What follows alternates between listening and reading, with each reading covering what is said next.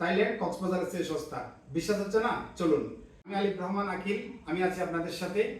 যেটা ভিডিও থাম্বনেলে বলছিলাম, থাইল্যান্ড কক্সবাজারের চেয়ে সস্তা। এই ঈদে যারা প্ল্যান করতেছেন কক্সবাজার ঘুরতে যাবেন, আমি তাদেরকে বলবো কক্সবাজারটা স্কিপ করে আপনি থাইল্যান্ডে যান। আমি আপনাকে কেন বলেছি এই ঈদে আপনি কক্সবাজারটা স্কিপ করে থাইল্যান্ডটাকে বেছে নেওয়ার জন্য। থাইল্যান্ড হচ্ছে যে world class tourism.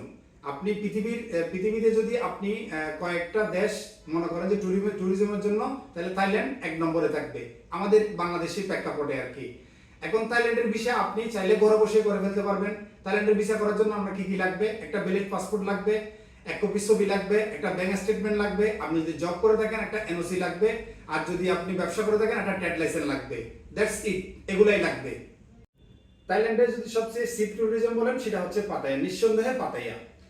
Per person 11 থেকে 12,000 টাকায় আপনি দুই রাত হচ্ছে যে আপনার পাতায়া, 2 রাত হচ্ছে ব্যাংকক, আপনি ইজিলি থাকতে পারবেন।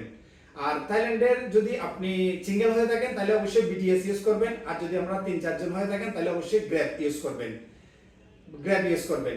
এবার আসেন হোটেলের বিষয়টা। যে হোটেল আপনি 4 স্টার হোটেল এগুলা যদি আপনি থাইল্যান্ডের ব্যাংককে যদি আপনি বুকিং করেন তাহলে 5 থেকে 6,000 টাকার মধ্যে পেয়ে যাবেন। যে হোটেল সেম হোটেল কক্সবাজার আছে কিনা আমার মনে হয় না, যদি থেকেও থাকে তাহলে 3 থেকে 4 গুণ ভাড়া বেশি হবে, আর ওই ধরনের সার্ভিস আপনি পাবেন না। আমি কয়েকটা হোটেলের নাম বলতে পারি। ফর এক্সাম্পল, আমাদের বাঙালিদের সবচেয়ে ফার্স্ট চয়েস হচ্ছে যে আপনি হোটেল অ্যাম্বাসেডর যদি আপনি হোটেল রুম বুকিং করেন তাহলে আপনি পেয়ে যাবেন হচ্ছে যে 5 থেকে 6,000 টাকার মধ্যে পেয়ে যাবেন। ওটা 4 স্টার মানের হোটেল, ওই ব্রেকফাস্ট সহ। এবার আসেন আপনি যদি এর উপর রয়্যাল বেঞ্জা হোটেল আছে, এগুলো অনেক বড় হোটেল। যে হোটেলগুলো আপনাকে বললাম এগুলোতে আমি অলরেডি আমিও ছিলাম। আপনি এখনই হচ্ছে সুবর্ণ সুযোগ, আপনি চাইলে এখনই হোটেলগুলো বুকিং করে ফেলতে পারেন। এবার আসেন আপনি এয়ার টিকেটের বিষয়টা। এয়ার টিকেট যদি আপনি এখনই বুকিং করেন তাহলে আপনি পেয়ে যাবেন হচ্ছে যে 36 থেকে 37,000 টাকার মধ্যে রাউন্ড ট্রিপ টিকিট পেয়ে যাবেন। যদি আপনি এয়ার টিকেটটা এক্সক্লুডিং রাখেন তাহলে আমি বলবো যে থাইল্যান্ড কক্সবাজারের চেয়ে সস্তা। এখানে আমাদেরকে কিছু ইনফরমেশন দিয়ে রাখি, সেটা হচ্ছে যে কিছু কন্টেইনে আপনি দেখবেন যে 2,000-3,000 টাকার মধ্যে আপনি থাইল্যান্ডে হোটেল বুকিং করতে পারতেছেন। আমার মনে হয় না এগুলো ব্যাংকক শহরের মধ্যে। আপনার ব্যাংককটা হচ্ছে একটা বিভাগ, আর যদি আপনি অ্যাজ এ টুরিস্ট হয়ে থাকেন, যদি ব্যাংকক ঘুরতে যান তাহলে অবশ্যই আপনি সুকুম্বিতে থাকবেন। যেমন মনে করেন আমরা যদি ঢাকায় ঘুরতে যাই, অবশ্যই বনানী যদি না থাকি তাহলে তো আমাদের আর ঢাকাটা দেখা হলো না, তাই না? তো এখন যদি আপনার ঢাকা বিভাগ কিন্তু ফরিদপুরও কিন্তু ঢাকা বিভাগের মধ্যে পড়ে, আর গাজীপুরও কিন্তু আপনার ঢাকা বিভাগের মধ্যে পড়ে। তাহলে আপনি যদি গাজীপুরের যে হোটেল আর বনানীর যে হোটেল, এটা তো আপনি সেম করতে পারবেন না। ঠিক সেম আপনি যদি ব্যাংককে ঘুরতে যান তাহলে অবশ্যই আপনাকে সুকুম্বিতে থাকতে হবে। সুকুম্বিতে থাকলে সুবিধাটা কি?